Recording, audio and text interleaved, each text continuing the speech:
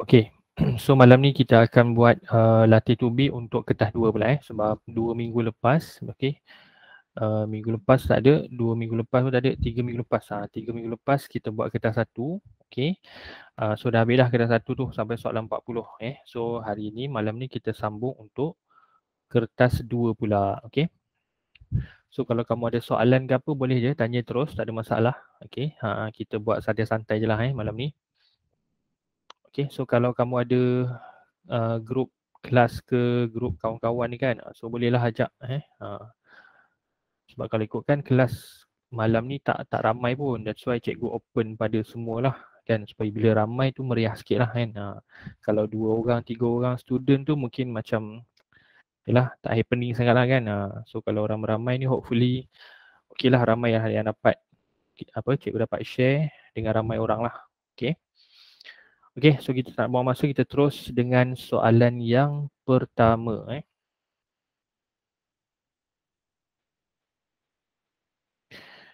Okey, jadi sebelum kita buat ni, mungkin dari segi format cikgu kamu, cikgu sekolah dah terangkan lah dengan lebih detail kan. Okey. So cikgu just ulang dia sikit. Okey, untuk kertas 2 kita ada 3 bahagian A, B, C. Bahagian A jawab semua. Okey, ada 8. Bahagian A ada, sekejap kita check balik. Okey, bahagian A ada betul 8 soalan. Okey, bahagian A 8 soalan, jawab semua soalan. Okey, soalan struktur maksudnya kena jawab dekat kertas soalan. Okey, untuk bahagian B ada 2 soalan, soalan 9 dan 10, jawab satu sahaja. Okey, jawab satu sahaja. Soalan 9 mesti soalan dari form 4. Soalan 10 mesti soalan dari form 5. Okey, dia tak boleh dua-dua form 4, dua-dua form 5, tak boleh. Dia mesti 9 form 4, 10 form 5. Itu syarat dia, format dia dalam trial, dalam SPM, dalam final exam untuk form 4. Okey, kemudian bahagian C. Okey, bahagian C tak ada pilihan, ada satu je. So jawab lah.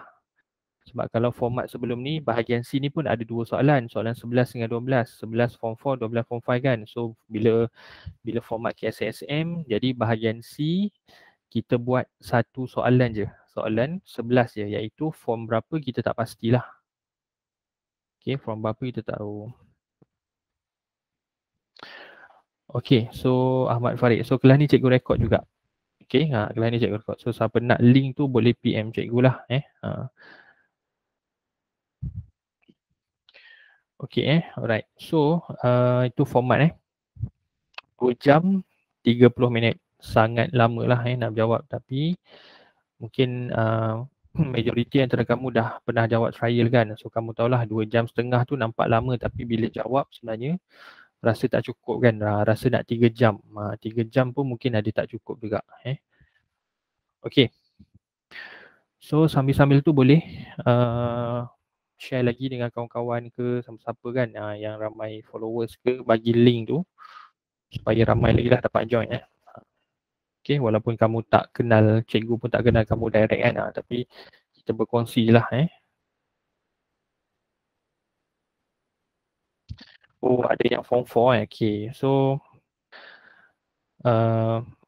untuk yang form 4 ni lah format untuk nanti kamu tahun depan kamu akan rasa macam ni lah. Okay, okay, so kita terus dengan soalan yang pertama okay.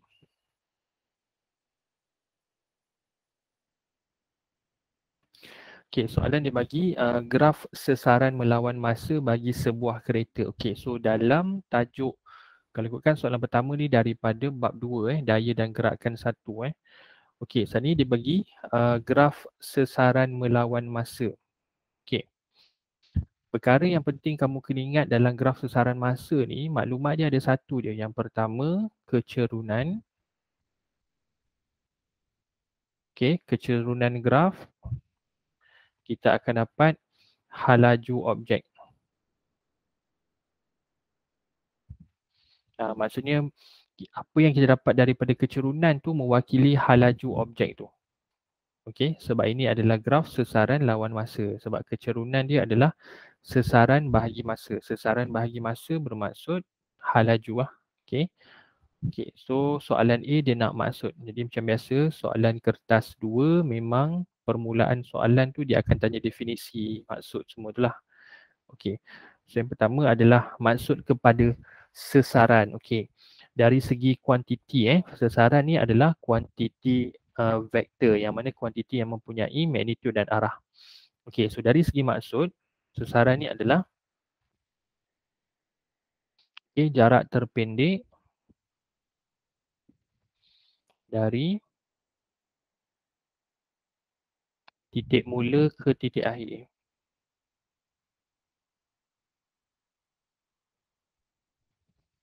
Okay, jarak terpendek dari titik mula ke titik akhir. Okay, itulah maksud sesaran. Okay, kalau jarak pula, okay, kalau maksud jarak pula, jarak ni adalah jumlah keseluruhan pergerakan sesuatu objek. Maksudnya kalau jarak ni kita ikut dia ke mana objek tu pergi. Objek ke kiri, ke kanan, ke atas, ke bawah, kita tambahkan saja. Okay, kalau sesaran ni pula, sesaran ni kita kena tengok dekat mana objek tu mula, dekat mana objek tu berakhir. So kita buat garis lurus je dari titik mula ke titik akhir. Tak kisahlah dia membelok ke kiri ke kanan ke, dia patah balik ke, tak kisah. Janji kita tahu titik mula, titik akhir, kita buat garis lurus. Itulah sesaran. Sebab sesaran ni dia adalah satu arah yang spesifik. Okay, tak kisahlah dekat situ ada laluan tu ada bukit ke, ada sungai ke. So bila kata sesaran, kena tahu titik mula dekat mana, titik akhir kat mana, kita buat garis lurus je. Okay, itu sesaran So jarak dengan sesaran, beza dia dari segi kuantiti lah. Jarak kuantiti skala, sesaran kuantiti vektor macam tu. Okay, so itu soalan A Okay, yang soalan B gariskan jawapan yang betul. Kereta bergerak dengan halaju bertambah ataupun halaju seragam. Oh, ada susah dengar Yang lain macam mana? Okey tak? Suara cikgu clear ke? Okey, cikgu check dulu. Okey, mikrofon cikgu betul. Clear Okey. So mungkin kamu punya earphone ataupun tu kan. Cuba check balik Weh, mahal Okey, so kita terus sambung Okey, yang kedua, gariskan jawapan yang betul. Kereta bergerak dengan halaju apa, seragam ataupun bertambah. Okey, kat sini kita kena tengok dia nak kata halaju. So bila halaju, kita kena ingat baliklah maklumat yang kita dapat daripada graf sesaran masa. Iaitu halaju kita dapat daripada kecerunan. Jadi kita tengok graf ni, graf ni adalah garis lurus. Bila garis lurus, kecerunan dia adalah tetap. Dia ada kecerunan, ada nilai dia ada, cuma nilai dia tetap sepanjang garis ni, nilai kecerunan dia tidak berubah. Maksudnya kecerunan dia tetaplah. Okey. Bila kecerunan tetap bermaksud halaju dia adalah seragam. Okey, halaju dia seragam. Kalau halaju dia bertambah, halaju bertambah, graf dia akan jadi macam ni. Okey, yang ni S, yang ni T. Kalau halaju bertambah, graf dia melengkung. Macam tu. Okey, itu halaju dia bertambah sebab bila garis melengkung, kita buat tangent. Ni tangent pertama, ni tangent kedua. Tangent kedua lagi cerunkan. Jadi maksudnya kecerunan tangent bertambah, halaju bertambah. Itu kalau graf melengkung. Okey, kalau halaju dia berkurang, halaju dia berkurang, S lawan T, dia akan jadi macam ni. Ini halaju berkurang. So bila halaju berkurang, kita buat dua tangent juga. Ni tangent pertama, yang ni tangent kedua. Okay, kita dapati tangent pertama lebih cerun. So kecerunan tangent berkurang maksudnya halaju berkurang. Okay, so ni tiga bentuk graf ni. Bila graf sesaran masa. So bila garis macam ni, maksudnya halaju seragam. Okay, kalau ini halaju bertambah, yang ni halaju berkurang. So jawapan kita adalah halaju seragam. Okay,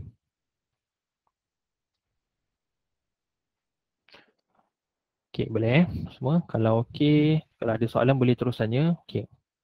So, tentukan sesaran kereta dalam 20 saat. Tentukan sesaran kereta dalam 20 saat. Maksudnya kita tahu dalam masa 20 saat tu dah berapa jauh dia bergerak. Okey, mungkin kita akan terus jawab 35 kan. Kita nampak 35. Saat ke-20 sesaran dia 35. Tapi kena ingat, objek ni pada saat kosong sesaran dia dah ada 5 meter. Maksudnya daripada masa kosong, jarak dia daripada titik asal tu adalah 5 meter dah. Jadi pada saat ke-20 sesaran dia adalah 30 meter. 35 tolak 5. Kalau graf ni start daripada asalan, barulah betul kan kosong hingga 35 tu. Tapi masalahnya dia pada saat kosong sesaran dia dah 5. Jadi saat ke-20 sesaran dia 35, so kita tolak lah. So jadi dapat 30 meter So disebabkan dia satu markah, terus dia tulis 30 meter. Nak buat jalan kira pun boleh, tak ada masalah. Soalan D. Apa yang berlaku kepada sesaran jika kereta patah balik? So dia nak kesan dia kepada sesaran kalau dia patah balik. Kalau dia patah balik, maksudnya sesaran kereta akan berkurang lah. So jawapan dia berkurang. Apa yang berlaku pada sesaran? So dia berkurang.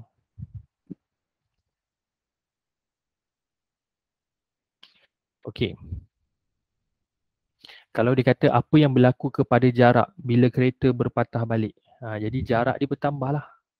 Sebab bila dia patah balik, kita kira juga. Kita tambahkan juga dalam paper ni jumlah pergerakan objek tu. Kalau jarak dia bertambah, kalau dia patah balik, kalau sesaran dia akan berkurang. Sebab dia titik akhir dengan titik mula dengan titik akhir tu jadi lebih dekat bila dia patah balik. Itu soalan pertama. Simple je lah soalan pertama ni. So kita terus lihat soalan kedua. Seorang pelajar berdiri di hadapan sebuah cermin. Kalau ikutkan cermin ni adalah cermin satah, plane mirror. Dalam bahasa Inggeris dia beritahu plane mirror. Cermin satah. Cermin satah ni yang paling mudah, cermin yang kita selalu guna dekat bilik tu. Dekat bilik, dekat bilik air, kan, dekat mana-mana tandas biasanya akan adalah cermin satah. Garis jawapan yang betul dalam kurungan untuk melengkapkan ayat di bawah. Fenomena cahaya yang membolehkan pelajar itu melihat imej dia sendiri dalam cermin ialah pantulan atau pembiasan. Ini mudah soalan ni.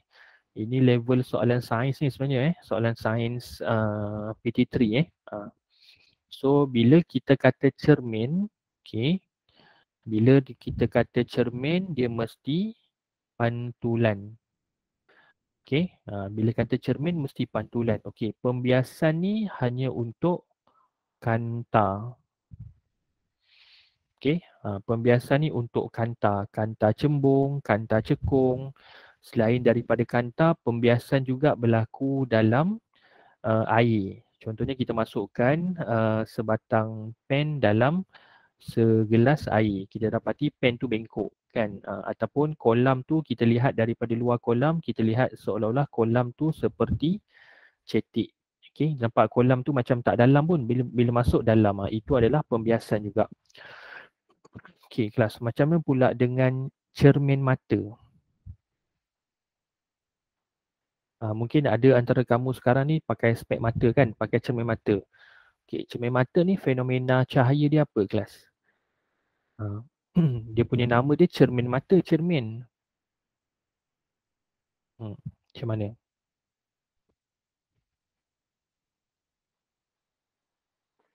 Simple je soalan cikgu. Apa dia?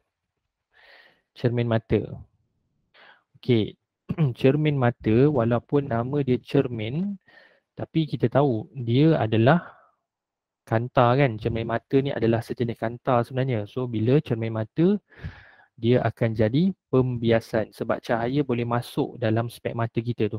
Cahaya daripada luar masuk dalam spek mata, keluar masuk dekat anak mata kita. So jadi cermin mata adalah pembiasan.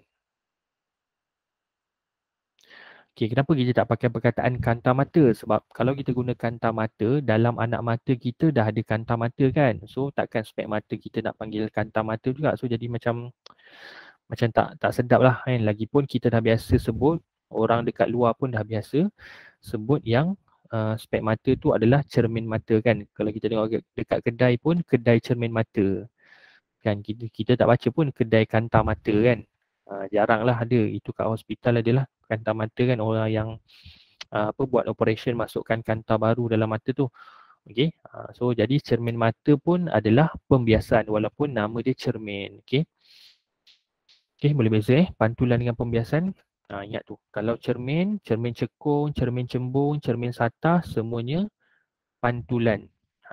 Kalau kanta, lepas tu air, udara. Okey, kalau udara pun kita boleh katakan pembiasan juga. Contohnya macam bunyi bunyi boleh bergerak dalam udara. Udara sejuk dengan udara panas, kelajuan bunyi berbeza. So dekat situ pun boleh berlakunya pembiasan juga. Okey, cuma yang tu pembiasan gelombang lah. Okey, pembiasan gelombang. Okey, so dia pantulan jawapan dia.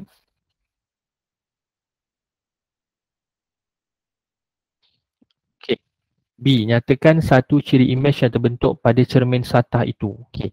Satu ciri imej. Okay. Kalau nak mudah, dia dah bagi gambar rajah kat sini kan. Okey, yang ni pun dia dah mention dah. Okey, orang ni ataupun objek sebenar, orang lelaki berdiri di depan cermin ni, dia mengangkat tangan kanan. Kemudian imej dia seolah-olah mengangkat tangan kiri. So dekat sini pun dia dah bagi, soalan ni dah bagi petunjuk dekat kita dah. Ciri-ciri imej yang terbentuk, iaitu perkara ni kita panggil sebagai songsang sisi. Okay, songsang sisi ataupun laterally inverted. Okay, laterally inverted. Kalau kita sebut songsang sahaja, songsang ni terbalik. Image dia kepala ke bawah, kaki ke atas. Kan, image dia kepala bawah, kaki ke atas, itu nama dia songsang. That's why kalau kita sebut songsang dia salah. Sebab kalau kita lihat image dia tu memang kepala dekat atas kan, kepala atas, kaki bawah. Objek dia pun kepala atas, kaki bawah. Jadi yang terbaliknya adalah kanan kiri, iaitu kita panggil songsang sisi, laterally inverted.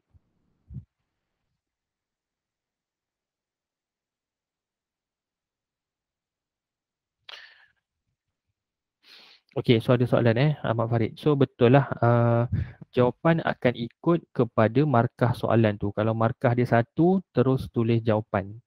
Okey, kalau markah dia 2, kena bagi penerangan lah.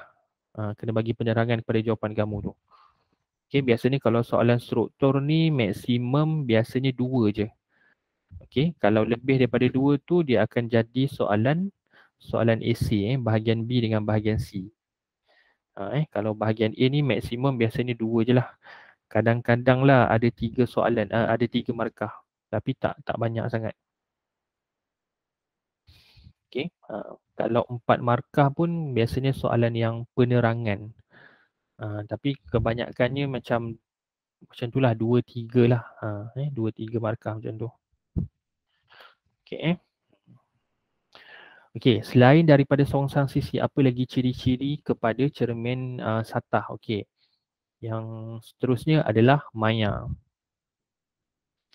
Okey, maya ataupun visual image. Okey. Macam kita kan sekarang ni kan kelas maya, kelas dalam talian kelas maya. Okey. Untuk image maya ni, kamu nak faham, contohnya macam kamu tengok dekat cermin tu lah. Iaitu muka kamu, image kamu yang dalam cermin tu kita katakan maya. Sebab maya ni maksudnya image yang tidak dapat terbentuk pada skrin. Tidak dapat terbentuk pada skrin. Okey, image yang tak dapat terbentuk pada skrin, image yang tidak dapat terbentuk pada skrin kita panggil image maya. Okey. Lawan kepada maya ni adalah nyata. Kalau nyata pula, nyata image yang dapat terbentuk pada skrin. Image yang dapat terbentuk pada skrin adalah image nyata. Okey, kalau tak dapat terbentuk maksudnya image maya. Okey. Contoh yang mudah nak bezakan okey. Kalau image nyata ni, contohnya image yang dihasilkan oleh projektor. Okey, LCD projector kan. Biasa kat kelas cikgu kamu pasang LCD projector, jadi kita akan halakan projector kita tu pada whiteboard.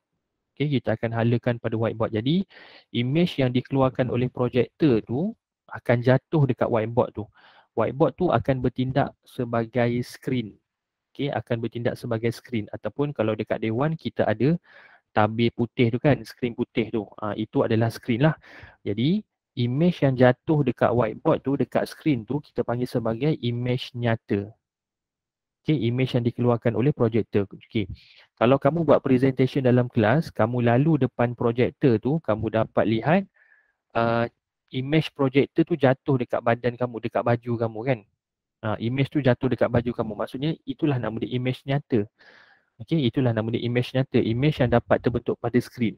Kita dapat suluh ataupun kita dapat pancarkan image tu pada tempat lain. Itulah image nyata, real image. Kalau maya, dia tak dapat terbentuk pada skrin. Kan, iaitu image pada cermin satah. Kalau kamu tengok dekat cermin, okey. Kamu nampaklah muka kamu dalam cermin. Okey, cuba kamu letak tangan kamu depan apa? Letak tangan kamu depan cermin tu. Adakah image kamu jatuh dekat tapak tangan? Tak ada kan, image kamu tak jatuh kat tapak tangan. Image kamu tetap dekat cermin tu. Itu nama dia image maya. Kan berbeza dengan nyata. Nyata kamu angkat tangan dekat depan projektor, image tu jatuh dekat tapak tangan kamu. Tulisan-tulisan dekat projektor tu, yang dikeluarkan projektor tu jatuh dekat tapak tangan. Itu nyata. Okay. Kalau cermin satah ni dia maya. Boleh beza itu cara mudah kamu nak bezakan. Okay, cikgu dulu memang pening jugalah maya dengan nyata ni macam mana nak terangkan kan. So yang paling mudah kamu bezakan macam tu je. Okay, kalau maya ingat cermin satah, cermin muka kamu dekat bilik air tu. Kalau nyata ingat image yang dikeluarkan oleh projector. So sama juga macam dekat sinema kan, panggung wayang pun adalah image nyata juga. Sebab dia suluh dekat skrin kat depan. Okay, boleh kan? Faham yang tu? Okay. Okay, lagi apa? Songsang sisi maya. Okay, tadi ada Farid tulis sama saiz. Betul. Okay, sama saiz. Sama saiz. Okay, kita lihatlah objek ni. Ni objek, jadi image. Saiz dia sama kan? Tinggi dia sama. Jadi cermin satah akan menghasilkan image yang sama besar dengan objek. Okay, seterusnya sama jarak. Okay, sama jarak. Contohnya kalau dia ni berdiri depan cermin ni 1 meter. Okay, dia berdiri depan cermin ni 1 meter. Jadi daripada cermin ke image dia pun adalah 1 meter juga. Itu nama dia sama jarak. Okay, kalau kita berdiri depan cermin 10 meter, daripada cermin ke image maya kita pun 10 meter juga. Okay. So ada berapa dah? Maya, songsang sisi, okay, lagi satu tegak. Dia tegak. Dia lawan kepada tegak adalah songsang kan. So image dia adalah tegak juga. Sebab tu dia punya image dia kepala dekat atas, kaki dekat bawah. Okay, so ada 5 ciri-ciri image yang dihasilkan oleh cermin satah. Okay, ingat ni cermin satah je tau. Bukannya cermin cembung dengan cekung. Cermin cembung dengan cekung lain. Dia ikut pada kedudukan objek. Okay, terutama cermin cekung. Cermin cekung ada image maya, image nyata, ada yang saiz besar, saiz kecil. Okay, jadi kalau nak cerita cermin cekung dengan cermin cembung tu agak panjang lah. Okay, tapi dekat YouTube cikgu ada kalau kamu nak tengok cermin cekung dengan cembung. Okay, right. So, kita terus pada soalan berikutnya. Okay, jadi kat sini kamu tulislah yang boleh dapat terus daripada gambar rajah ni iaitu songsang sisi. Okay, nak tulis yang lain pun boleh juga.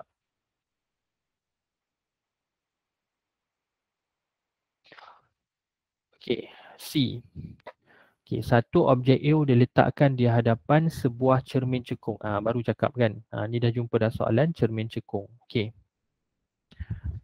Jadi lukis Raja Sinar pada Raja 2.2 menunjukkan bagaimana image terbentuk. Okay, so sekarang ni objek dia dah bagi dah. O ni adalah objek anak panah ni. So sekarang kita nak lukis macam mana image yang terhasil pada cermin cekung ini. Okey. Jadi yang ni kena pakai pembaris lah secantiknya pakai pembaris. Okey, so cikgu pakai warna hijau ni. Okey.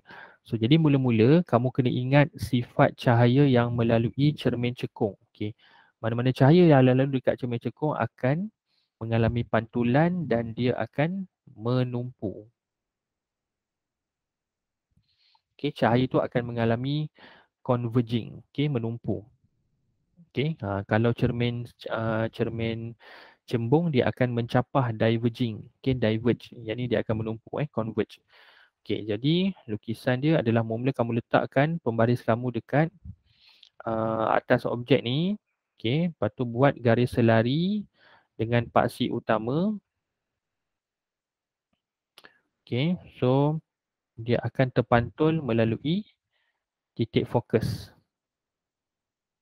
Okey, dia akan pantul melalui titik fokus. Okey, jadi cahaya tu macam nilah. Okey. Cahaya daripada objek ke kiri selari dengan paksi utama. Okey, paksi utama yang ni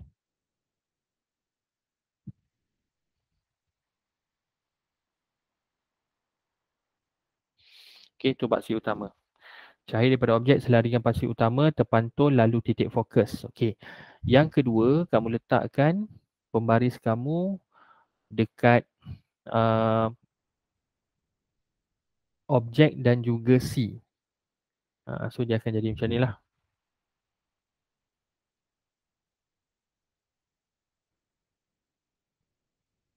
Okey, jap.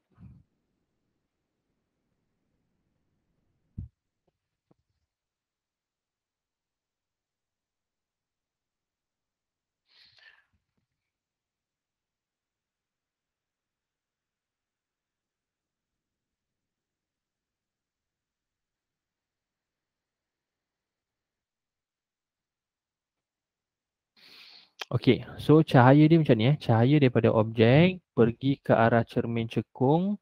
So cahaya tu akan terpantul balik pada laluan yang sama dan melalui C. Okey, cahaya daripada objek pergi ke cermin, terpantul balik pada jalan yang sama. Cahaya daripada objek pergi ke cermin, patah balik laluan yang sama lalu dekat C. Kiranya cahaya tu dia tak bengkok ke tempat lain lah. Dia terpantul balik pada laluan yang sama cuma arah bertentangan je. Okey, jadi ini peraturan nombor 1, ini peraturan nombor 2. So kita dapati cahaya 1 dengan 2 ni bila kita panjangkan dia tak bersilang dekat bahagian 1 2 ni. Kita extendkan pun dia tak akan intersection sebab dia akan mencapahkan bawah ni kan, dia akan makin besar. So jadi kita extendkan lah yang belah kiri ni. Okey, maksudnya kita akan panjangkan yang ni. Okey, kita akan panjangkan dengan garisan putus-putus.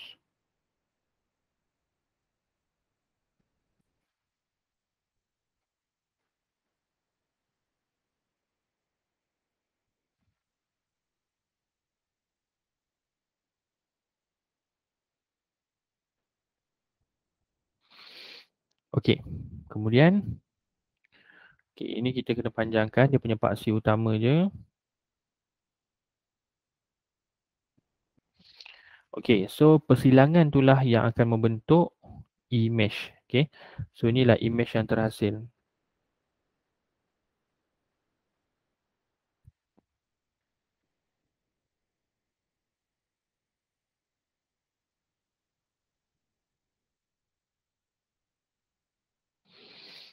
Okey, so kita lukis putus-putus ni, cikgu lukis putus-putus ni menunjukkan image dia adalah Maya. Kenapa kita namakan image merah ni Maya? Sebab dia terbentuk di belakang cermin. Okey, dia terbentuk di belakang cermin. So objek depan cermin, image di belakang cermin maksudnya image Maya. Samalah dengan kita tadi. Dengan cermin satah tadi kan. Cermin satah nampak. Objek depan cermin, image dia belakang cermin. Belakang tu maksudnya dalam cermin tu lah. Kan kita nampak dia berada dekat belakang cermin. So kalau kita pusing belakang ni memang tak nampak sebab dia maya kan. So maksudnya image di dalam cermin, di belakang cermin. So kita panggil maya. Samalah yang ni pun. Okey, imej merah ni maya. Kalau imej merah ni berada dekat depan cermin, baru dia jadi imej nyata. Itu depend pada kedudukan objek lah. Okey, dekat sini sebab objek tu berada kurang daripada panjang fokus. F dekat sini kan, F ni titik fokus. Kalau objek tu berada di sebelah kanan F, baru boleh dapat imej nyata sebab dia berada di belakang, di apa, kurang daripada panjang fokus, so dia dapat imej maya. Kalau ikutkan ada 3 ciri dia kat sini. Maya, tegak, diperbesar. Okey, tegak sebab orientasi imej sama dengan objek. Objek anak panah ke atas, imej anak panah ke atas. So kita panggil dia tegak. Yang ketiga adalah diperbesar. Diperbesar ni adalah saiz dia. Ataupun kalau kat sini kita nampak tinggi lah. Kan objek yang hitam ni tinggi dia macam ni je. Imej tinggi dia lagi. Ketinggian dia makin bertambah. So diperbesar lah. Okey, maya tegak diperbesar. Okey, itu dia punya lukisan. Tapi soalan ni dia minta lukis lah. Dia tak minta pun bagi tahu ciri-ciri dia kan. Okey, sebab dia 2 markah je. Cuma cikgu nak ingatkan, inilah kena lukis pergerakan cahaya dari mana ke mana tu. Cahaya pada objek, selari, terpantul lalu F. Cahaya yang kedua daripada objek, pergi ke cermin, terpantul balik pada laluan yang sama dan lalu pada C. Okey, lalu pada C. C tu kita panggil sebagai pusat kelengkungan, center of curvature.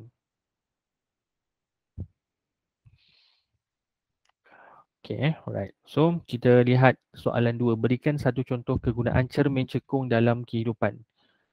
Kita nak kegunaan cermin cekung. Okay. So, kalau kamu tengok dekat buku teks, okay, buku teks bab cahaya ni, form 4. Okay, cermin cekung ada, kegunaan dia ada 3 sahaja. Okay, yang pertama adalah cermin solid. Cermin solid. Okey, cermin solid. Okey, cermin solid ni biasa mungkin dekat rumah kamu mungkin adalah kalau bilik apa biasanya dekat bilik utamalah kalau macam dekat hotel lah biasa ada. Hotel 4 bintang, 5 bintang dekat tandas tu dia letak satu cermin solid. Okey, okey. Cermin solid ni dia punya kelebihan dia adalah dia punya image dia jadi besar. Kalau kita tengok dekat dalam cermin tu, kita punya muka kita jadi lebih besar daripada biasa. Okey, itu cermin solid. Sebab tujuan dia bila image kita lagi besar, kita mudah nak lihat dekat mana tempat yang belum lagi solid kan, belum lagi kita make up. Maksudnya dekat mana yang ada kecacatan yang tak make up elok-elok lagi itulah. Itu maksudnya cermin solid. Oh, ada soalan yang dekat compact powder tu cermin apa? Okey. Compact powder tu cikgu pernah tengok dulu yang apa dekat mak cikgu punya lah masa kecil-kecil dulu kan. Jap. Compact powder yang ada cermin yang tu kan. Cikgu rasa yang tu pun cermin cekung juga. Yang itu pun cermin cekung juga. Cuma kena ikut brand lah. Mungkin ada brand yang pakai cermin satah kan. Ada yang ada apa jenama pengeluar gunakan cermin cekung.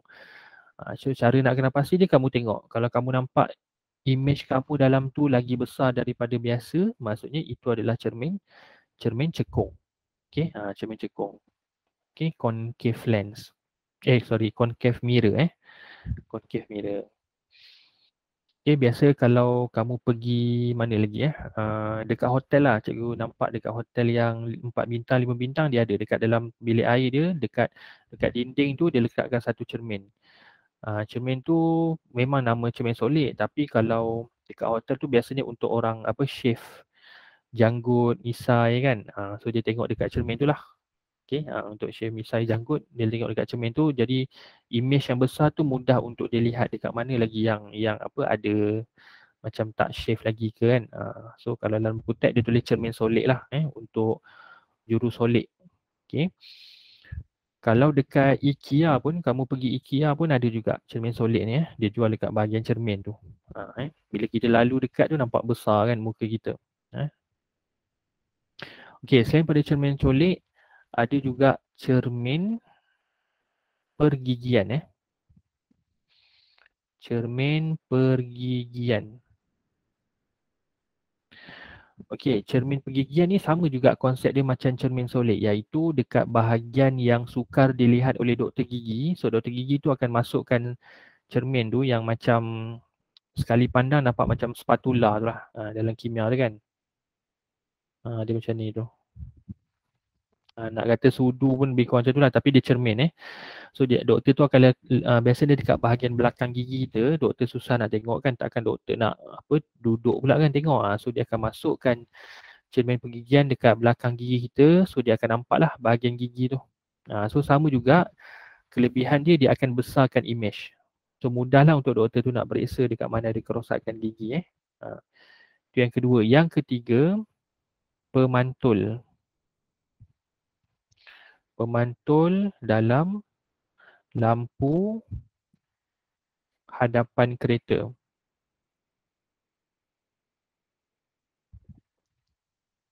Pemantul. Maksudnya pemantul lampu lah dekat lampu depan kereta tu. Okay, dia ada pemantul berbentuk cekung, ataupun sebenarnya dalam lampu suluh pun ada juga. Okay, pemantul dalam lampu suluh. Okay, lampu suluh senang sikit nak lukis.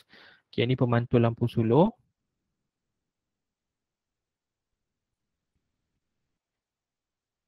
Okay, ni kita letak bateri lah kan dalam ni. Dalam ni ada bateri. Okay. Okay, ni ada switch dia. Okay, mentol tu kita letak kat sini.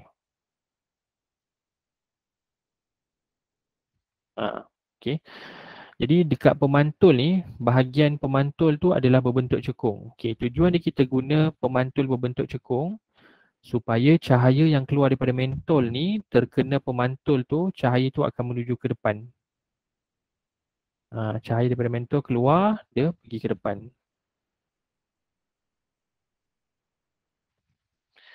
Jadi pemantul tu dia akan pantulkan cahaya daripada mentol tu menuju ke depan. So dia akan inilah bagi cahaya tu selari ke depan supaya boleh suluh lebih jauh ke depan.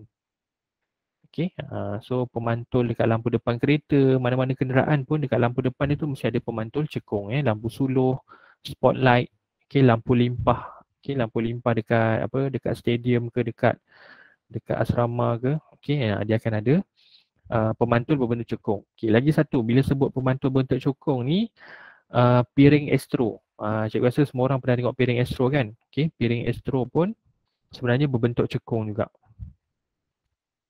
Okay, jadi gelombang daripada satelit, gelombang daripada satelit terkena dekat pemantul tu, dia akan pergi kepada dia punya horn suapan dia. Dia akan pergi balik. Okay, benda yang kita panggil tu horn suapan, feed horn. Okay, dalam kutip dia tulis feed horn, horn suapan. So yang bulat putih dekat depan piring astro itulah yang akan ambil signal daripada satelit tu. Okay, jadi piring astro tu hanya pantulkan sahaja. Okay, jadi piring astro tu tak, orang kata bukanlah kata tak penting, cuma dia tak mahal sangat lah. Yang mahal tu yang bulat putih tu lah, sebab dia nak capture, dia nak tukarkan gelombang tu kepada visual kan, masuk dekat decoder, keluar dekat TV. Okay, itu semua berbentuk cekung. Okay, kemudian kedudukan mentol dengan pemantul dalam lampu suluh tu, kedudukan mentol tu mesti berada pada titik fokus. Mentol tu mesti berada pada titik fokus. Sama juga dengan horn suapan. Horn suapan dekat piring astro tu, kedudukan horn suapan tu mesti berada titik fokus pada pemantul cekung tu. Pemantul berbentuk cekung. Okay, so inilah 3 kegunaan cermin cekung. Okay, sebut cermin cekung, kita sentuh sikit lah cermin cembung. Okay, kalau untuk cermin cembung, okay, kita tahu cermin cembung bentuk dia macam ni.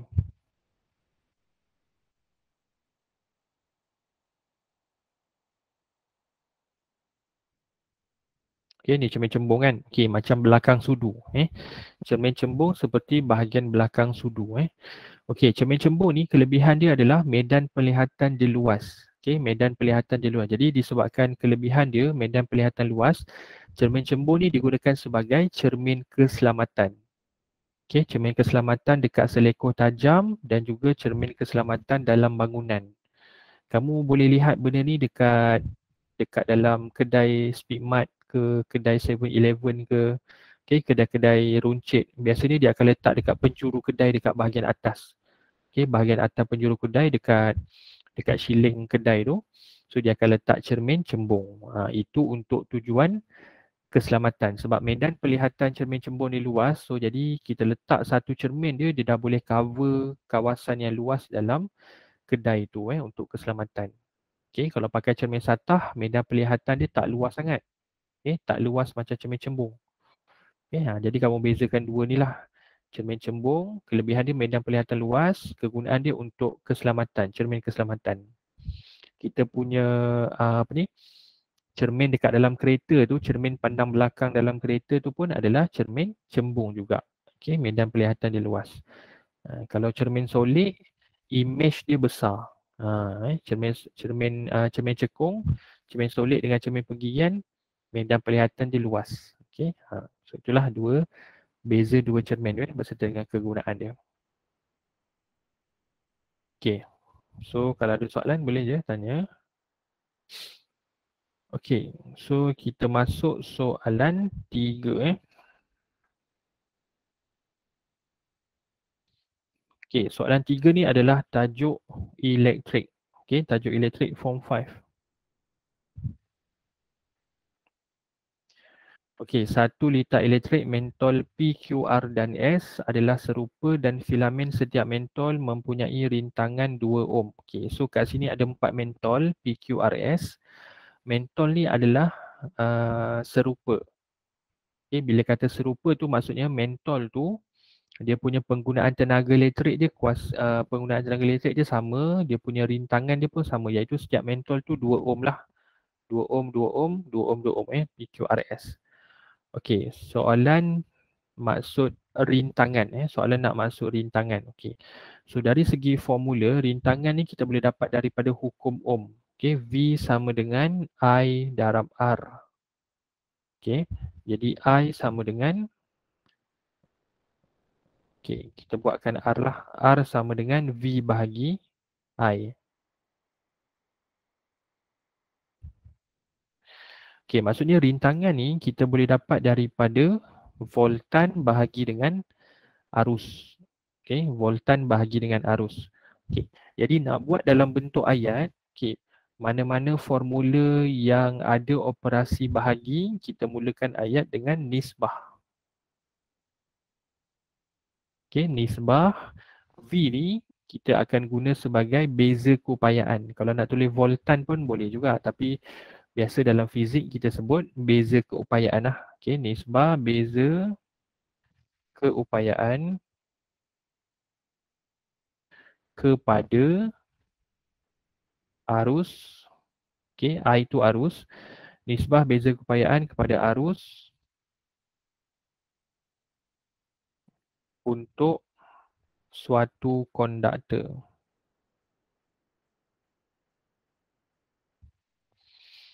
Maksudnya rintangan ni adalah sebenarnya nisbah voltan ataupun nisbah beza keupayaan kepada arus yang mengalir dalam suatu konduktor tu. Jadi dekat konduktor tu kita tahu berapa voltan yang mengalir, berapa arus yang mengalir, so kita bahagi je, dapatlah nilai rintangan. Dapatlah nilai rintangan. Alright, so definisi soalan B, apabila Swiss dihidupkan? Hasil bahagi kan. Hasil bahagi jaranglah. Cikgu setakat cikgu tengok skema tak ada lagi. Biasanya tak ada lagi lah hasil bahagi. Kebanyakan kalau operasi bahagi kita buat nisbah. Nisbah. Kalau darab baru kita kata hasil darab. Kalau dalam bahasa Inggeris dia panggil the product. The product of I and R. Tapi kalau bahagi kita buat nisbah, ratio.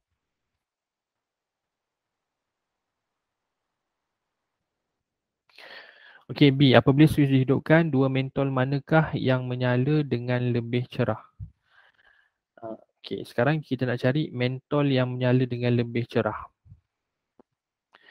Okey, kat sini kita tahu mentol ni semua serupa dalam soalan ni, PQRS. Okey.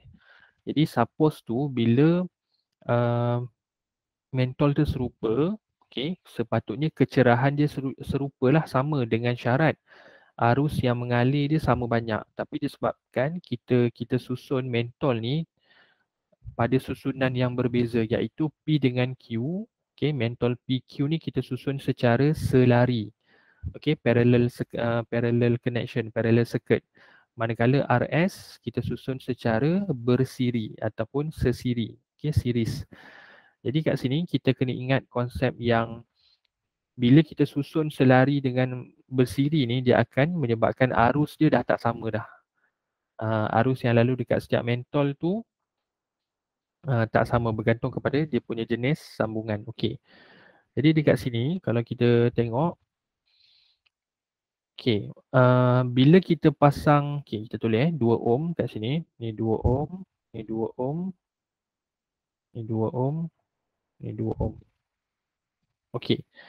So dekat bahagian RS ni, okey, RS ni adalah sambungan secara bersiri. Okey, kalau kamu nak faham cara sambungan tu, kamu bandingkan satu kumpulan dengan satu kumpulan ataupun satu mentol dengan satu mentol. Okey, kalau kamu bandingkan RS tu adalah sambungan secara bersiri. Jadi kalau bersiri, okey, jumlah rintangan RS ni akan jadi 4 ohm. Okey, sebab RS ni bersiri.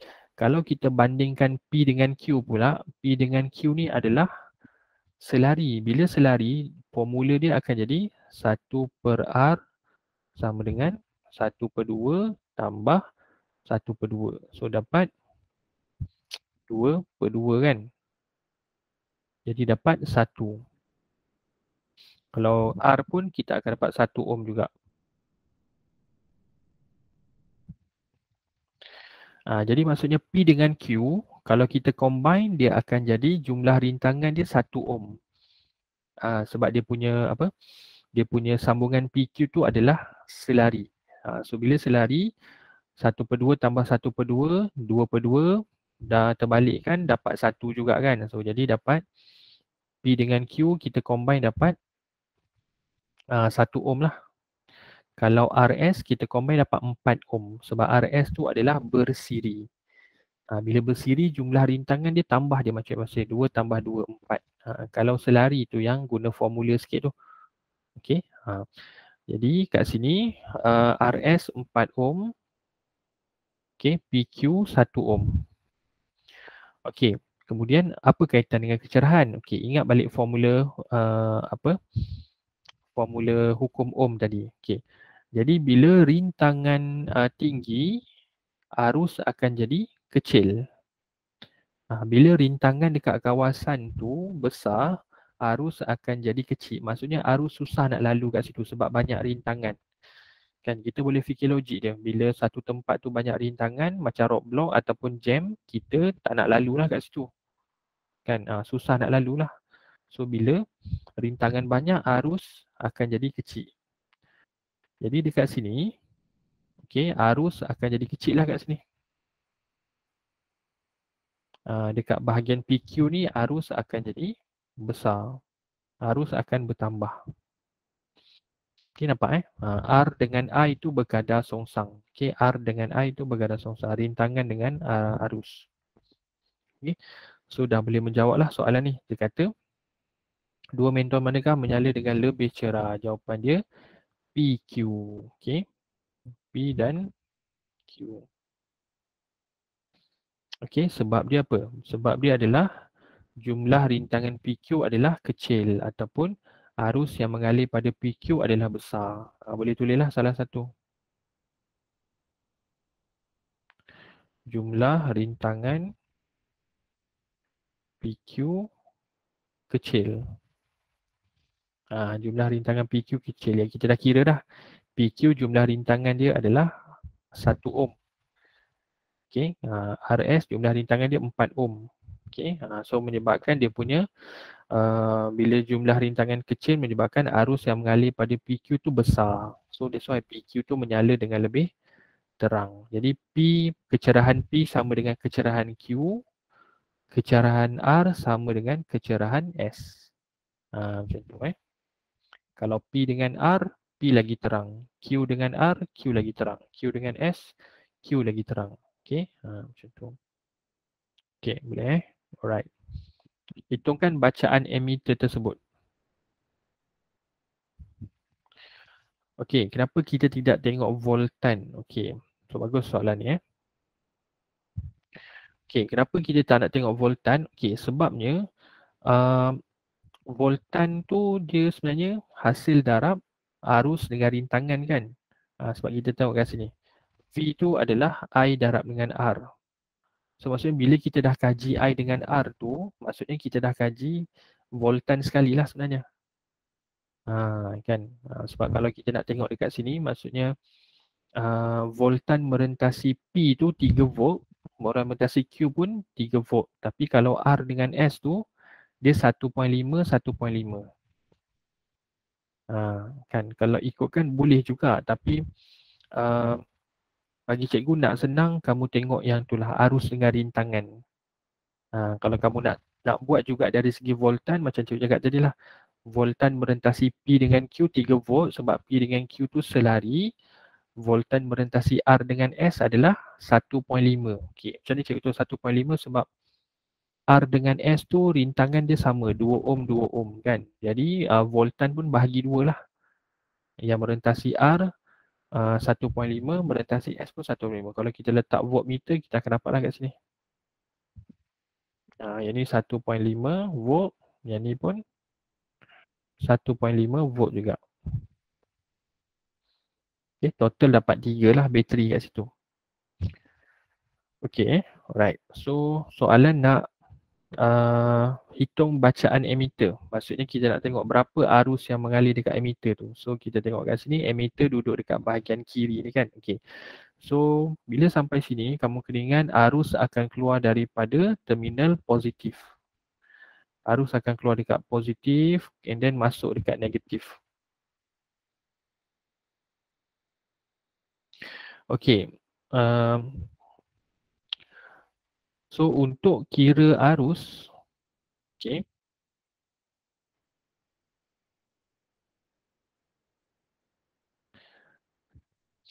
Okay, tajuk ni bawah tema. Okay, tajuk ni yang cikgu bincang ni dia dalam tajuk elektrik. Okay, form 5 bab 3.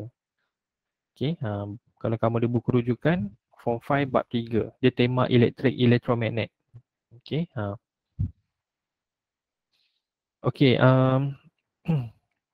okay, jadi kamu kena kira jumlah rintangan dulu. Okay, kamu kena kira jumlah rintangan.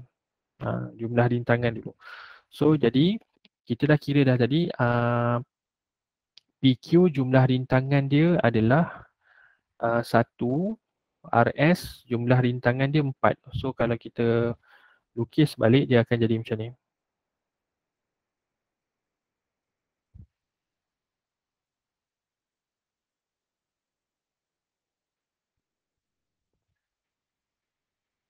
Emitter tu duduk sini. Okay, so yang ni PQ. Yang ni adalah RS. PQ kita dah tahu dah tadi. PQ 1 ohm. RS ni jadi 4 ohm. Okay, sekarang kalau kita tengok, kita compare PQ dengan RS pula. Okay, PQ 1 ohm, RS 4 ohm kan. So, jadi PQ dengan RS ni dah jadi selari lagi sekali. So, jadi bila selari kita kira lagi lah 1 per R sama dengan 1 per 1 tambah 1 per 4. Ni kira pakai kalkulator lah. 1 per 1, 1 tambah 1 per 4. Okay, jadi dapat 5 per 4. Okay, 1 per R adalah 5 per 4.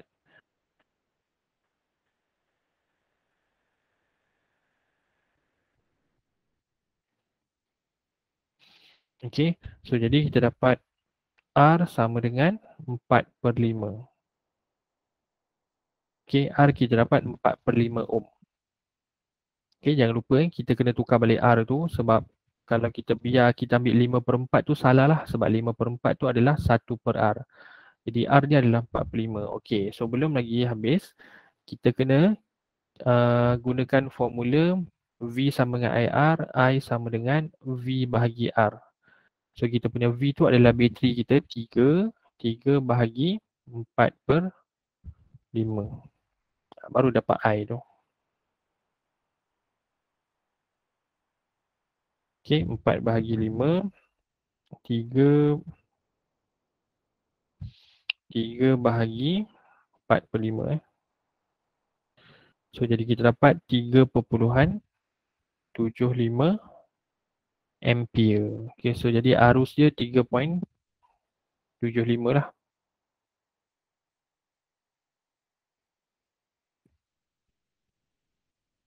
Cuma ini 3 markah kan. So 3 markah kena buat jalan kira yang tadilah cikgu sebab tulis kat sini sebab nak dekat dengan gambar rajah macam tu. Okey, so ingat langkah pertama kira jumlah rintangan. Jumlah rintangan maksudnya kamu kena kiralah jumlah mentol dekat dalam tu. Okey, kalau dia selari, kena kira secara selari, kalau bersiri tambah je. Maksudnya kamu kena jadikan dia jumlah rintangan tu ibaratnya ada satu mentol je. Daripada 4 mentol tu P dengan Q combine jadi 1 ohm, R dengan S combine jadi 4 ohm. Okey, jadi PQ dekat atas, RS dekat bawah tu dah jadi selari. So selesaikan secara selari lah. 1/1 tambah 1/4 dapat jawapan, terbalikkan. Okey, dapat 4/5. Jadi gunakan formula V sama IR, I sama dengan V bahagi R. Formula daripada hukum Ohm. Okey, jadi 3 bahagi 4/5 tu So dapat 3.75 ampere tu adalah arus yang mengalir dalam ammeter tu lah, dalam liter tu. Okey, boleh setakat ni tajuk elektrik Okey, ada nak tanya? Kalau nak tanya boleh tanya apa-apa soalan.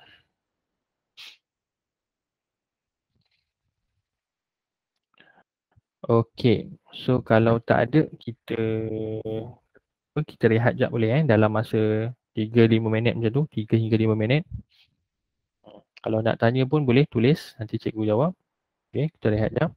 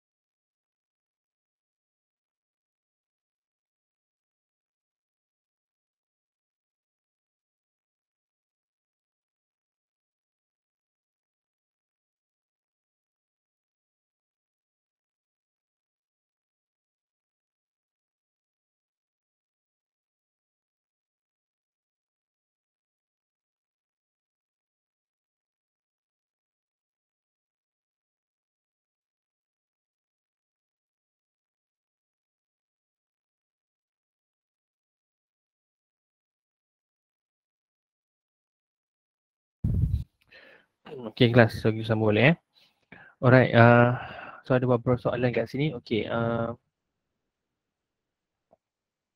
so yang kita buat ni adalah soalan bukan percubaan ni. Ini adalah soalan dia ada set 1, set 2.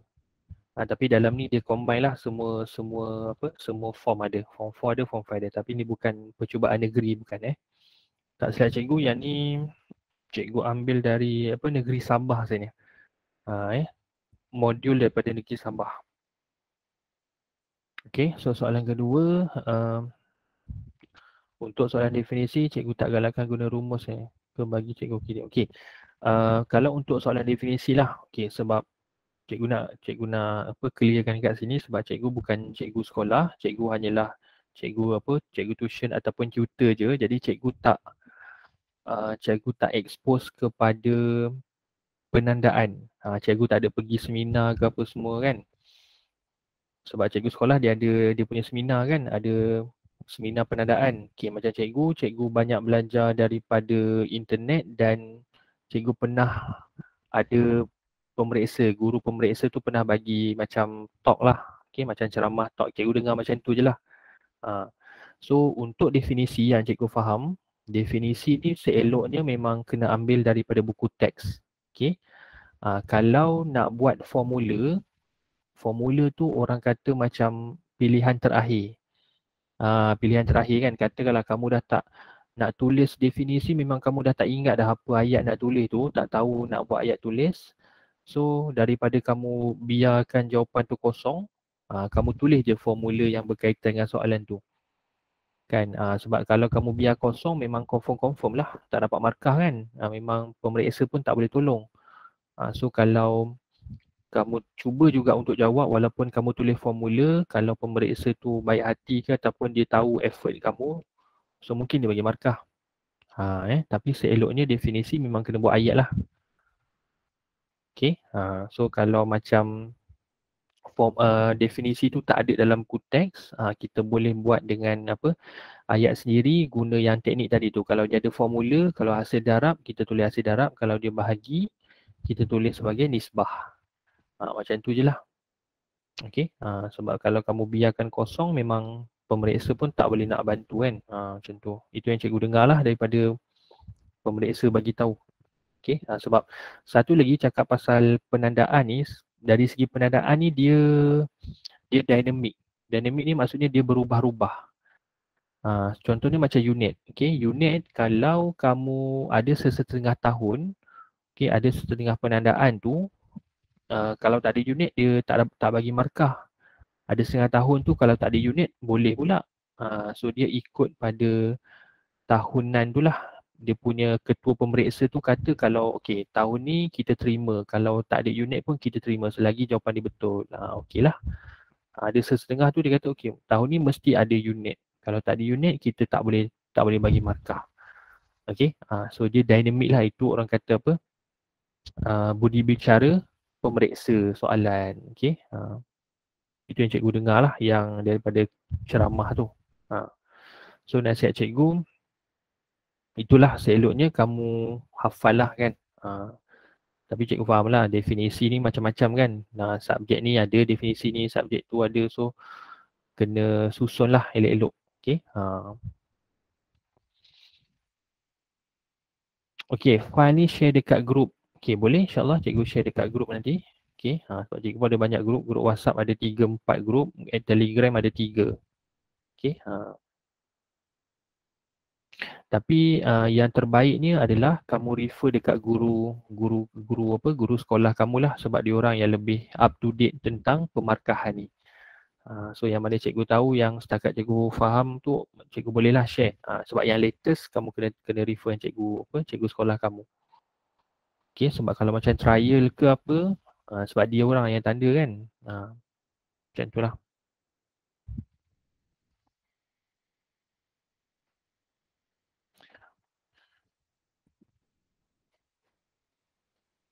Okay, link group Telegram ke apa tu?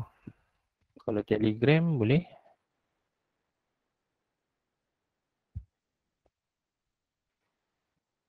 Sekejap Okay, Telegram. Sebab Telegram cikgu ni,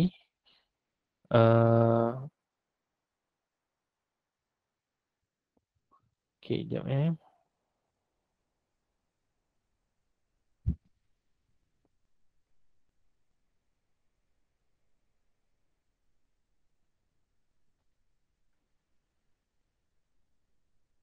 Telegram cikgu Okay, kelas kita sambung lagi Right.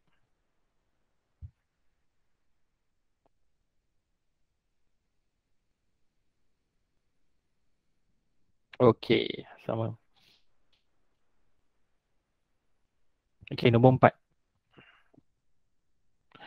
Okay, nombor 4. Sebuah pengesahan asap mengandungi sumber radioaktif yang merupakan pemancar zarah alfa. Okay. Rajah menunjukkan struktur pengesahan asap. Emitter menunjukkan bacaan yang lebih besar apabila tiada asap antara elektrod. Okay, berbanding jika terdapat asap.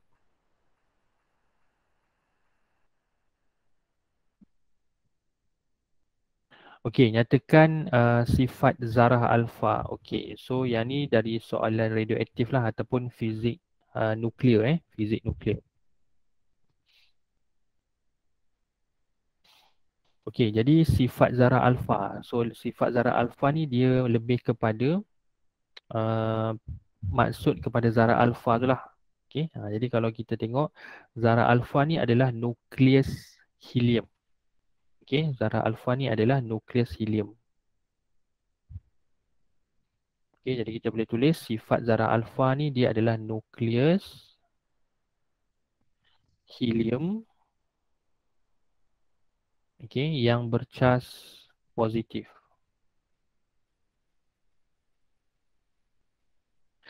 Okey, kalau kamu tulis zarah alfa ialah gas helium, okey, itu adalah salah. Okey, sebab gas helium adalah gas kan yang kita letak dalam belon tu kan, belon udara panas, okey, belon yang birthday tu, itu gas helium. Gas helium is a gas helium. Kalau zarah alfa ni kita fokus ataupun dia punya nature dia, sifat dia sama macam nukleus helium. Sebab kalau kita tahu gas tu ada elektron, proton, apa dekat petala luar tu elektron kan, dekat nukleus tu ada proton dengan neutron saja. So kalau nukleus helium tu adalah yang bahagian tengah tu lah, bahagian nukleus dia. Dia tak ada elektron yang dekat petala tu tak ada. Okay, that's why kalau zarah alfa kena sebut nukleus helium. Kalau kita sebut helium sahaja pun salah juga. Okay, dia mesti ada perkataan nukleus, nukleus helium. Kalau beta, beta ialah elektron yang bergerak laju. Itu zarah beta. Zarah beta ialah elektron yang bergerak laju. Kalau sinar gamma, dia adalah gelombang elektromagnet. Okay, sinar gamma adalah gelombang elektromagnet. Okay, tu dalam buku teks ada istilah alfa, beta, gamma tu. Okay, jadi untuk soalan ni, terangkan kehadiran arus elektrik.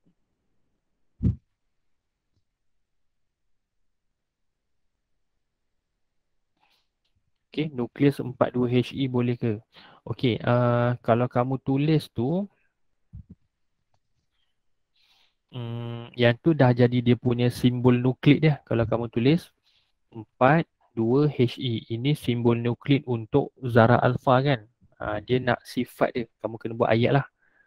Okay, kalau dia kata simbol ataupun simbol nukleid, baru boleh tulis 42He ni betul alfa. Kalau dia nak sifat dia kena tulis nukleus helium yang bercas positif. Okay. Right, so dia nak terangkan kehadiran arus elektrik dalam lita. Yang ni 4 markah. Okay, jaranglah jumpa soalan yang 4 markah ni. Okay, so kali ni dia keluar dekat sini lah 4 markah.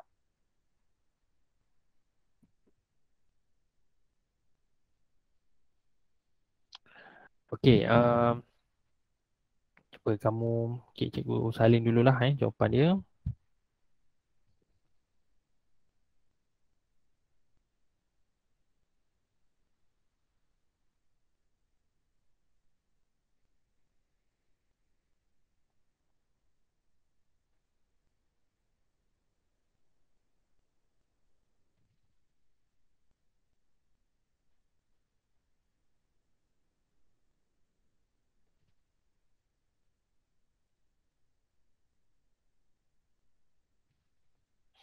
Okey, ion positif dan negatif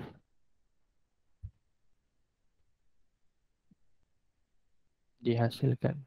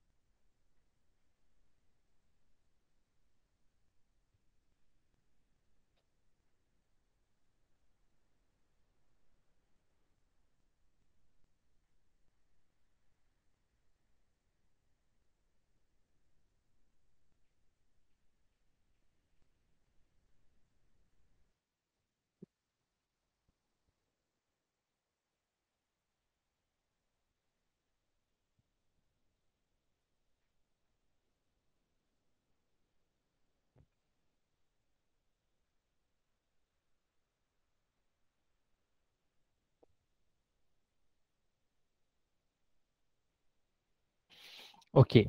So dekat sini sebenarnya adalah kita lihat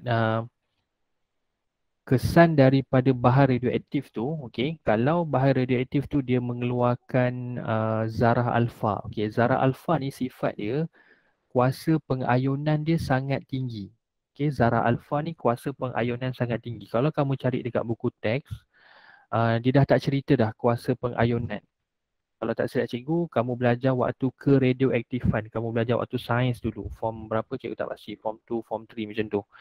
Okay, sebab kalau kamu buka fizik nuklear, dia terus mulakan dengan reputan alfa, beta, gamma. Sebab dia dah anggap kamu dah belajar dekat sains dululah. Apa ni? Kuasa pengayunan dengan kuasa penembusan. Okay. Alfa ni dia kuasa pengayunan dia tinggi. So jadi bila dia lalu dalam udara, zarah alfa ni dia akan mengayonkan udara. Bila mengayonkan udara, udara tu neutral. Bila zarah alfa dia lalu dekat udara, udara yang neutral tu akan terion jadi ion positif dan ion negatif. Dia simple macam tu je. Bila zarah alfa lalu, udara yang neutral tu terion jadi ion positif dan negatif. Jadi ion positif negatif ni akan bergerak ke anode dengan kathode lah. Okay, akan tertarik dengan anode dengan kathode. Jadi uh, ion yang bergerak ke anode dengan kathode tu dia akan melengkapkan lita tu. Jadi bacaan emitter tu akan ditunjukkan oleh jarum tu lah. Jadi kalau tak ada sumber radioaktif, okay, kalau tak ada sumber radioaktif, maksudnya antara elektrod positif negatif tu, elektrod anode dengan kathode tu tak ada pengaliran arus. Sebab tak ada ion yang bergerak. Sebab elektrod dia tak bersentuh kan, kalau kamu tengok kat rajah ni. Elektrod atas dengan elektrod bawah ni tak bersentuh. Jadi ion yang bergerak antara elektrod ni lah yang akan menghubungkan ataupun melengkapkan lita tu. Jadi macam mana ion tu terhasil daripada bahan radioaktif yang mengeluarkan zarah alfa.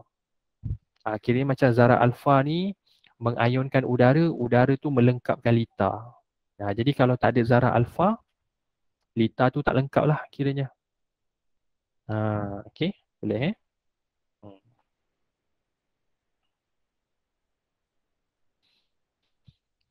Okay, siri reputan uranium. Okay, siri reputan uranium tu tak perlu hafal lah. Kan panjang kan siri reputan uranium tu kan.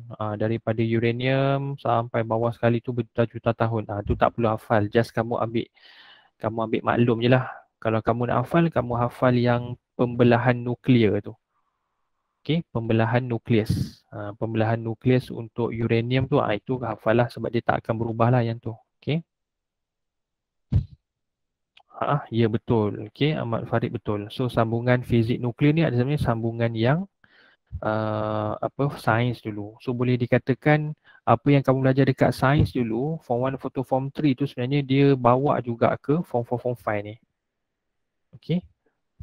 So dia memang berkait lah sebab tu dia buat apa? KSSM kan, standard. Maksudnya dia dah susun bagi cantik daripada form 1 sampai form 5 tu yang kamu kena belajar. So tak adalah semua belajar dekat form 5, form 4 dia kan. So banyak lah kalau macam tu. Okay, dia dah bahagikan dah. Okay, terangkan mengapa pemancar zarah beta tidak digunakan dalam pengesan ini. Okay, zarah beta ni, kita tahu zarah beta ni elektron yang bergerak laju. Jadi zarah beta ni kuasa pengayunan dia sederhana. kuasa pengayunan dia tak sekuat macam alfa. Jadi bila kuasa pengayunan dia sederhana, so jadi zarah beta ni sukar untuk mengayunkan udara. Jadi maksudnya udara tu sukar untuk terion menjadi ion positif dengan ion negatif. Jadi ibaratnya macam tak ada lah ion tu. Sebab zarah beta ni sukar untuk mengayunkan udara. So jadi lita tu susahlah nak lengkap sebab ion tu tak terhasil oleh zarah beta. Kalau sinar gamma lah lagilah, sinar gamma pengayunan dia sangat-sangat lemah. So memang tak sesuai lah kalau guna beta dengan gamma. Jadi untuk jawapan ni kamu boleh tulis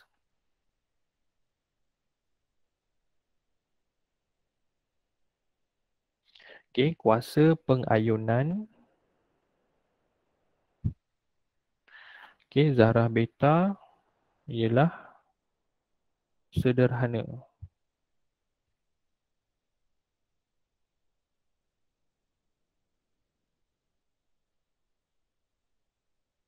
Bilangan ion yang dihasilkan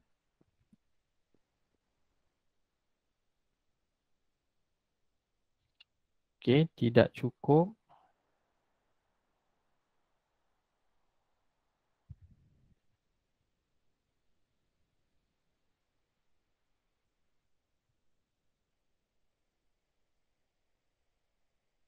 tidak cukup untuk menghasilkan arus yang dapat dikesan oleh lita. Dikesan dalam lita. Macam tu. Kuasa pengayunan.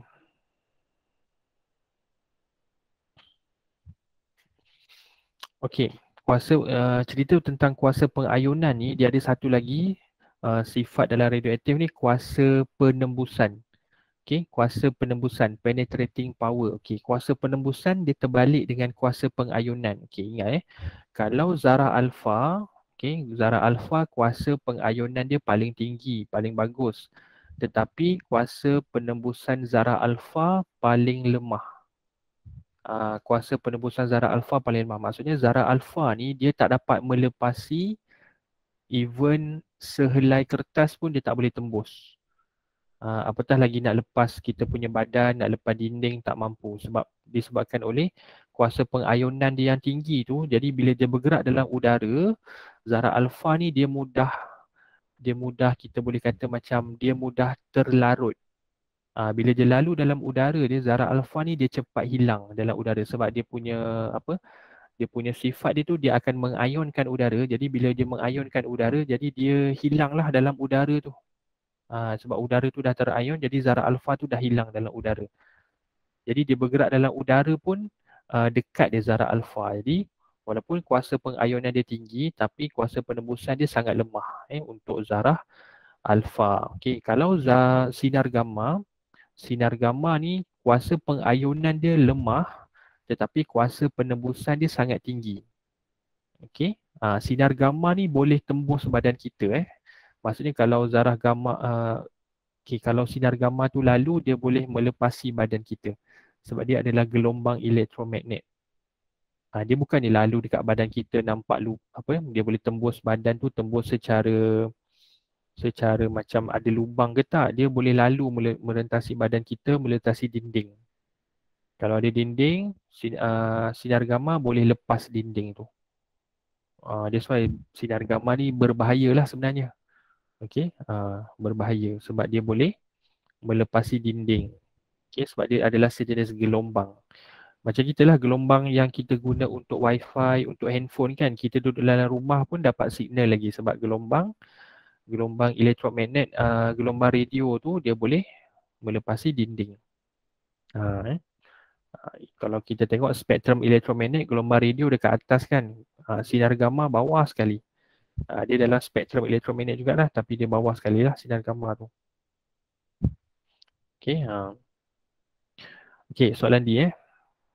Americium 241 ialah pemancar zarah alfa diwakili oleh simbol 24195 AM. Ia reput kepada neptunium 237 simbol dia adalah NP kat sini. Tulis persamaan yang mewakili perebutan amerisium 241. Okey. Kat sini kamu tak perlulah nak hafal apa ni perkataan amerisium kan. Biasa dalam fizik dia akan bagilah semua benda. Dia akan bagi dia punya simbol dia. Kalau dia tak nak guna nama unsur, dia pakai dia XYZ, PQR. Macam tu So kali ni dia bagi nama unsur dengan simbol, jadi kita guna je. Okey, jadi kita nak buat persamaan perebutan. Okey, jadi kita tahu dia punya bahan asal dia ataupun nukleus asal dia adalah amerisium 241. Jadi tulis dia 241 okey 95 AM. Okey, dia benda ni kamu boleh relate dengan kimia. Dia sama dengan kimia. 241 adalah nombor nukleon, 95 adalah nombor proton dia sama dengan kimia. Okey, kemudian dia akan mereput. Mereput kita buat dia tanda macam ni. Macam dalam persamaan kimia dia tu kan, berubah tu kan. Yang ni maksudnya kalau dalam fizik yang ni maksudnya dia mereput. Americium 241 mereput dia menjadi neptunium 237. Okey, 237 belakang ni adalah nombor nukleon dia. Itu dia punya apa? Tips kalau macam ni americium 241 ni nombor nukleon. Jadi 237 ni nombor nukleon lah. Jadi tulis dia NP 237 nombor nukleon dekat atas lah. Okey, nombor proton neptunium kita tak tahu. Kan, takkan kalau dalam exam takkan kita bawa jadual berkala kan. So kita biarkan kosong dulu kat sini. Okey, so americium ni dia akan pancarkan zarah alfa. Jadi zarah alfa yang kamu kena hafal lah, iaitu kat sini buat dia tanda tambah 42 He. Kan ni kamu tahu kan zarah alfa 42 He. Okey, so bila dah macam ni so dia kata zarah alfa dia beta tak ada, so kita berhenti kat sini lah. And then kita seimbangkan. Okey, kita seimbangkan. Maksudnya kalau dia zarah kalau nombor nukleon, maksudnya yang inilah 241 ni adalah jumlah nombor nukleon dia. Jadi 237, yang ni 4 kan. Cuba kita tambah. Jadi tak? 237 tambah 4. So 241. So betul lah. 237 tambah 4, 241. Jadi nombor nukleon sebelum dan selepas perebutan tu jumlah dia sama. Sebelum perebutan 241 nombor nukleon, selepas perebutan 237 tambah 4. Okey, dapat 241 juga. Okey, nombor proton yang bawah ni 95, yang ni 2. So yang ni mesti 93 kan. 93 tambah 2, 95. Dia simple dia macam tu, seimbang dia. Okey, nombor proton kiri dengan kanan jumlah dia mesti sama. Okey, so inilah perebutan americium kepada neptunium. Okey, dengan memancarkan satu zarah alfa. Jadi maksudnya americium tu adalah nukleus yang tak stabil. So bila dia mereput, dia jadi neptunium yang lebih stabil dengan memancarkan satu zarah alfa. Macam tu. Okey, kalau beta pula, beta dia adalah kosong negatif 1 E ni beta. Alfa 42 He, beta kosong negatif 1 E. Kalau gamma dia tak ada, sebab gamma dia bukan zarah. Kan, gamma dia adalah sinar, gelombang elektromagnet.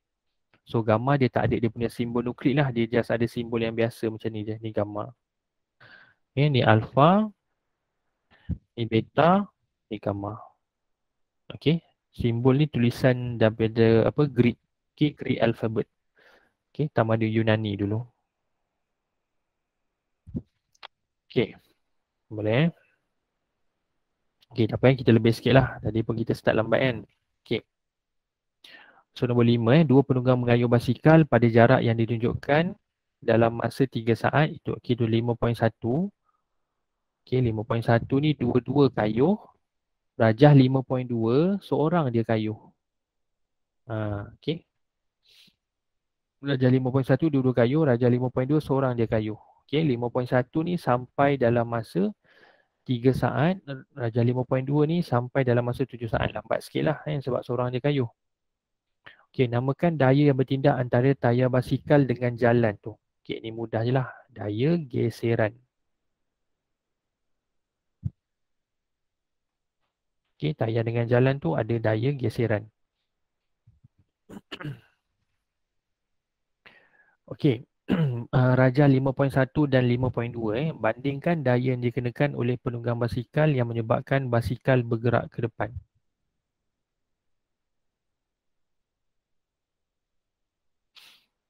Okey, berat. Okey, sebab dia kata apa? Daya yang bertindak antara tayar basikal dengan jalan. So, daya geseran lah. Berat ni kalau daya yang bertindak ke bawah.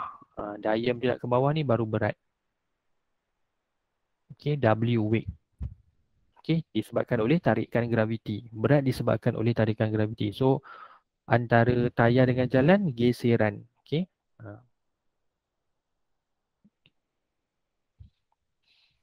Right. Okey, bandingkan daya yang dikenakan oleh penunggang basikal yang menyebabkan basikal bergerak ke depan. Okey, kita tahu tadi rajah 5.1, dua-dua kayuh.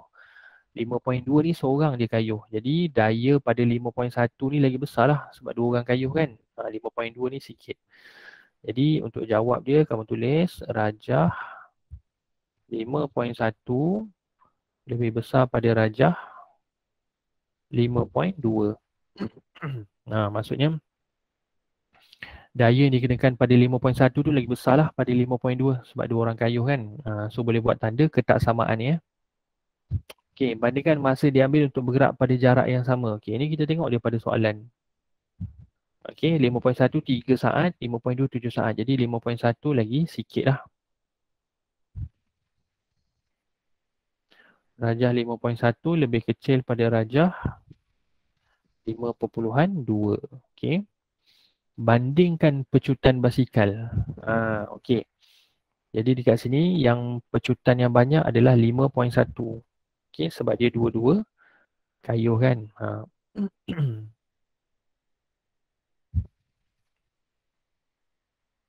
Lebih besar pada rajah 5.2. Okey, so cikgu difahamkan oleh penggubah soalan dan juga penanda. Dia kata soalan yang perbandingan ni sebenarnya dia nak bantu pelajar. Okey, penggubal sengaja buat soalan yang perbandingan ni sebenarnya nak bantu pelajar sebab soalnya soalan ni kira bonus lah sebab kamu just tengok gambar rajah, faham gambar rajah dan buat perbandingan je. Kan sebenarnya dia nak tolong lah kat situ.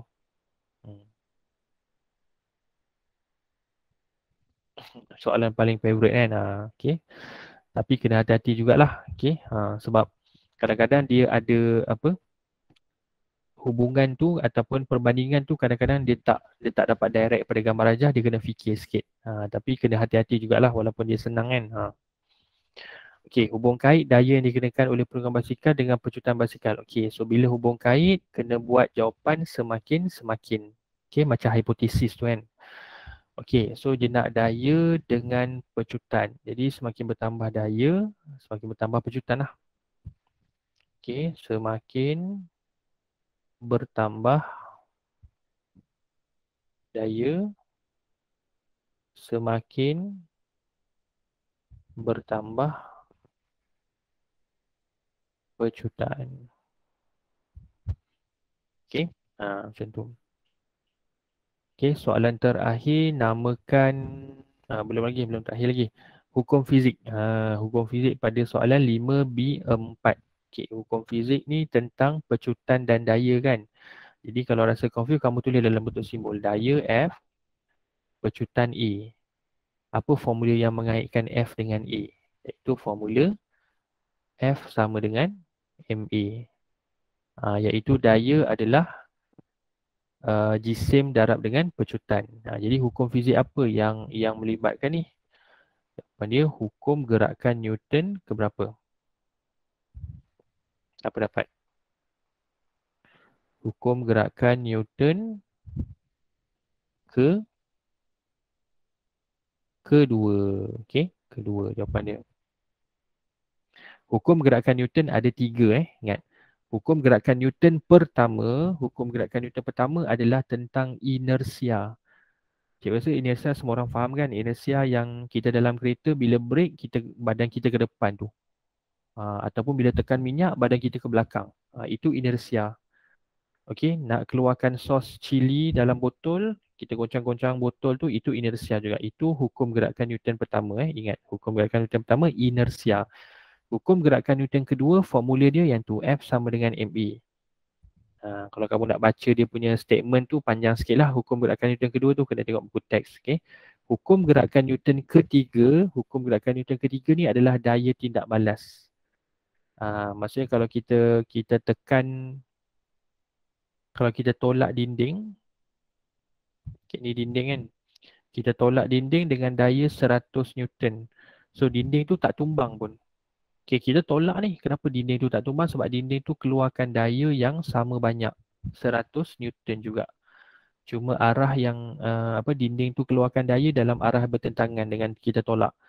Kita tolak ke kanan, dinding tu keluarkan daya ke kiri dengan nilai yang sama. Okay, daya yang dia balas balik itulah kita panggil sebagai daya tindak balas normal. Okay, normal reaction ataupun reaction force, daya tindak balas. Okay, itu hukum gerakan Newton ketiga. So kamu kena bezalah tiga-tiga tu. Okay, semua tu dalam form 4 ada.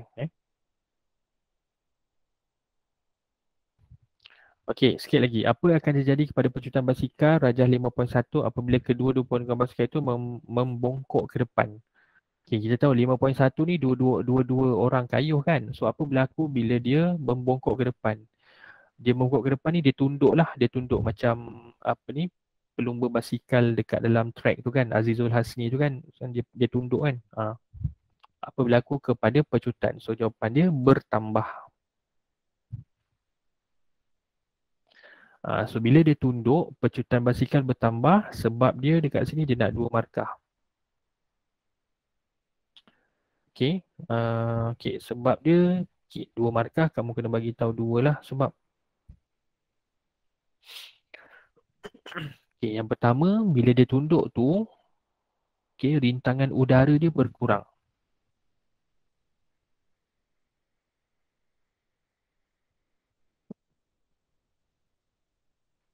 Okey, sebab yang kedua adalah daya paduan bertambah.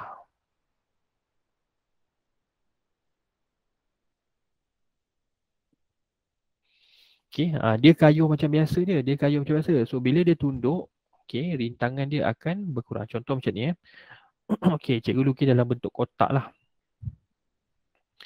Okey, so dia kayuh, katakanlah dia kayuh 100 Newton. Daya geseran 30 Newton.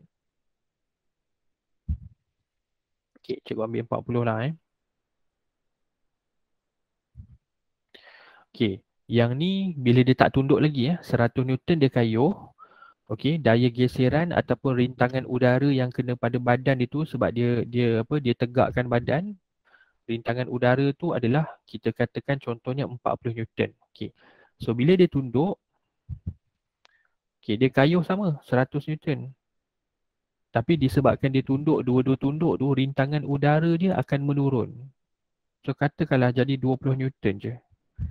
So kita kira berapa daya paduan ke atas. Daya paduan ke atas 100 dengan 40 jadi 60 Newton. 100 tolak 40 kan. So bila dia tunduk, daya paduan dia jadi 80 Newton. So daya paduan dia bertambah lah. Kalau dia tak tunduk, daya paduan dia 60. So bila dia tunduk, daya paduan dia jadi 80. Tapi dia kayuh sama je. Nampak tak? Dia kayuh daya dia sama 100 Newton. Sebab dia dah kurangkan daya geseran ataupun bukan daya geseran, rintangan udara dia kurangkan. Jadi sebab tu kalau kamu tengok dalam acara basikal kan, so dia akan follow rapat-rapat kan. Dia akan follow. Jadi orang yang duduk kat belakang tu sebenarnya untung sebab rintangan udara dia dah sikit. Orang depan sekali tu rintangan udara dia banyak. Orang yang kat belakang tu yang follow cucuk dekat belakang itu rintangan udara dia sebenarnya tak banyak. Kan itu dari segi aerodinamik lah, fizik lah.